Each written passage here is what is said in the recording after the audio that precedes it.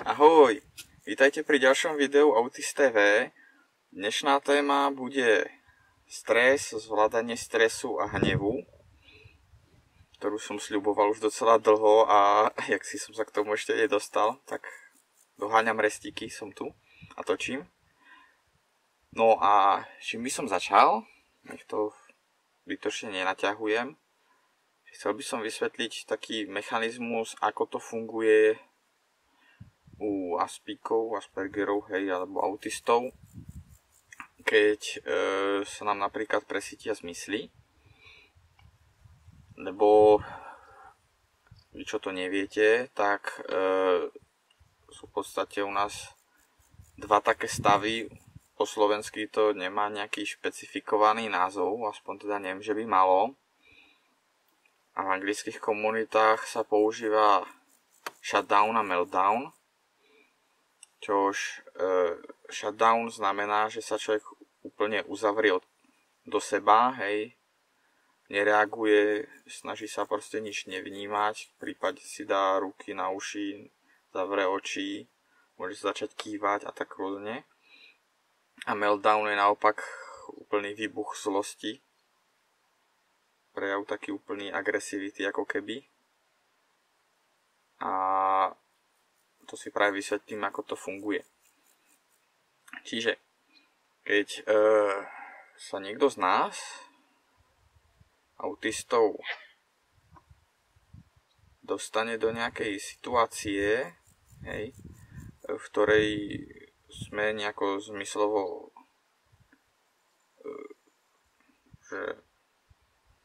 presílení alebo tak, hej, že nás to zmáha, alebo aj nejaká môže byť sociálna situácia, ktorá nám proste spôsobuje veľký stres a nevieme sa s tým vyrovnať, tak človek automaticky sa chce z tej situácie dostať preč.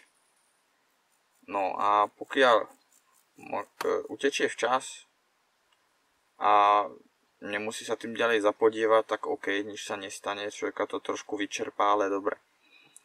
Horšie je, pokiaľ je to taká situácia, že napríklad niečo mal riešiť s niekým a teraz má z toho stres, spanikári, utečie, ale teraz vie, že ho to aj tak čaká a že to stejne musí podstúpiť. Alebo druhá varianta, že príde k tomuto zmyslovému presíleniu nejakému a že človek už to dostane do takého stavu, že dostane niekde nejakú migrénu z toho alebo niečo, lebo to fakt tak funguje, že napríklad stačí nejaký nepríjemný zvuk a človek chytí totál migrénu do hlavy a tak.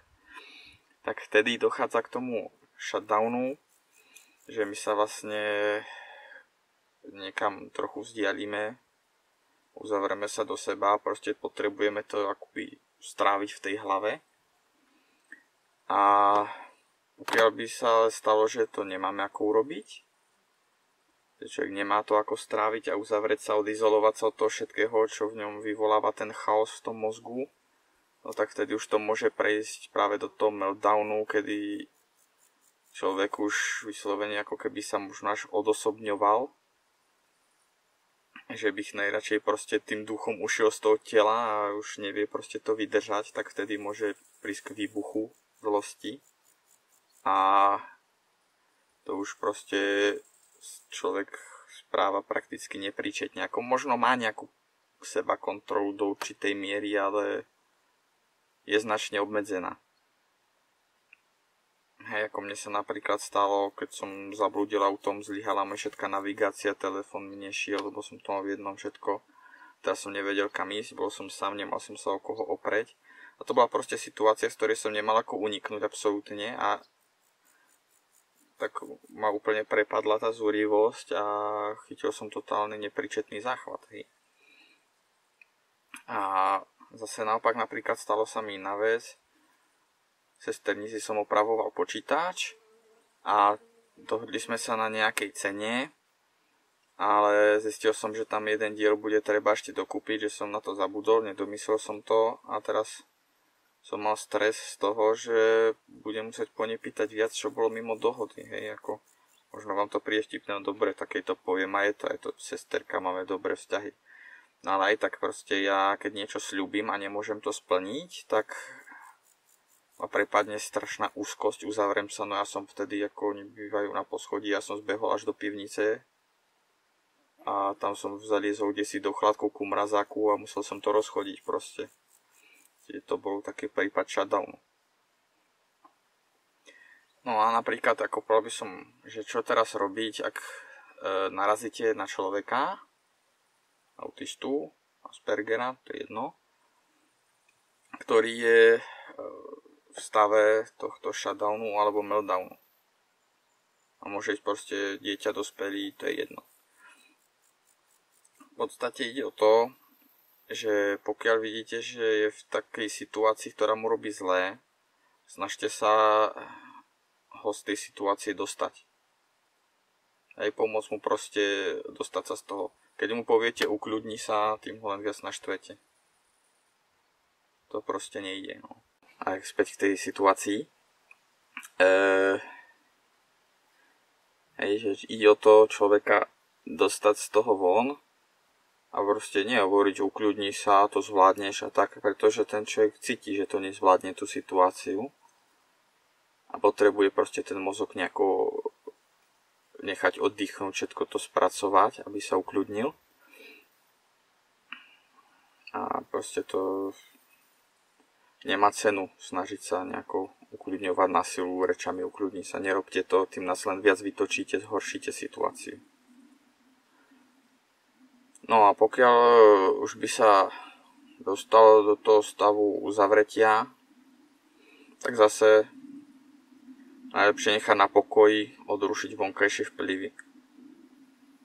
Pokiaľ to není možné, tak niekedy, a bojte sa, že by to prešlo do toho výbuchu, tak vtedy môže byť výhodné proste toho človeka vypadne aj na silu odviesť do nejakého bezpečného prostredia a tým vo výsledku pomôžete, aj keď sa bude asi brániť a nebude mu to príjemné, ale to skôr ako u detí. Hej, že napríklad, alebo to už sa týka toto priamo aj toho meltdownu, výbuchu, tiež je takto dobre sa zachovať, že pokiaľ vlastne je ten človek furt v tom prostredí, ktorému vyvoláva ten meltdown, tak a nemáte ho ako odstrániť ten vplyv, tak musíte toho človeka odstrániť z toho prostredia. Pretože inak on by sa totálne zrútil. Čiže ak napríklad máte malého autistu a je v obchodiaku a začnú vadiť žiarivky, hluk, všetko možné, to je vnemy, hej, všetko sa to v ňom nakopí a vybuchne, tak darmo ho tam niekde budete stiskať, objímať, ťahať ho k sebe a tak a snažiť sa ho ukľudniť. Proste tie podnety, ktoré to v ňom vyvolávajú, tam furt sú, takže ono to nepríde. A vtedy fakt najlepšie zobrať napríklad von do auta, kde sa cíti bezpečne a tam ho môžete nechať, nech sa ukľudní, lebo tam už tie podnety nie sú, tam ho to prejde a tam už potom bude v poriadku. No a potom ešte také akože o tom strese takom všeobecnom, nie priamo o takýchto extrémoch, ale to skôr kopem zo strany seba dospelého. Mne napríklad veľmi pomáha, keď som v takom trvalom strese, že chodievam na nočné prechádzky, rozdýchať to. Potrebujem proste kľud, aby na mňa nikto nehovoril, proste v hlave si všetko rozmyslím. Hej, proste to nejako rozdýcham, precítim city a ukľudním sa, je mi lepšie. Alebo naopak, keď som zúrivý a jasne, že nechcem na nikoho útočiť, tak si vyberiem nejaký objekt, ktorý viem, že znesie tú ranu a niekedy proste plnou silou do niečoho stresnem. Čo už ako není úplne ideálne, lebo furt každý sa diví, že som si ešte nič nezlomil doma. No, ale tá psychická bolesť prejde na fyzickú a tá odoznie a človeku sa urobí lepšie. Čiže si myslím, že by mohlo dosť ľuďom pomôcť, takýmto ako ja, keby mali teraz aj boxovacie vrece. Ja ho teraz doma nemám moc kde dať, ale ako keby som mohol, tak si ho kúpim.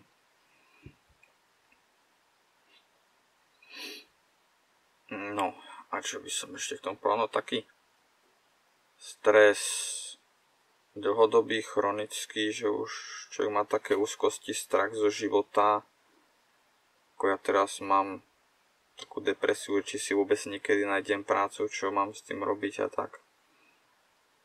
Viete čo, na to je najlepšie nemysleť a nech sa to nejako vyvinie samo, nerobiť na človeka natlak, lebo hanbím sa za to, poviem na rovinu, a doma už, ale keď mi niekto začne hovoriť o práci, automaticky chytám depresiu a o tom nechcem počuť. Ja si proste prácu ako hľadám a tak, ale ako proste viete, že je nejaký stresový faktor, tak nevystavujte ho zbytočne toho svojho aspíka tomu. Nemá to význam, všetko len zhoršíte.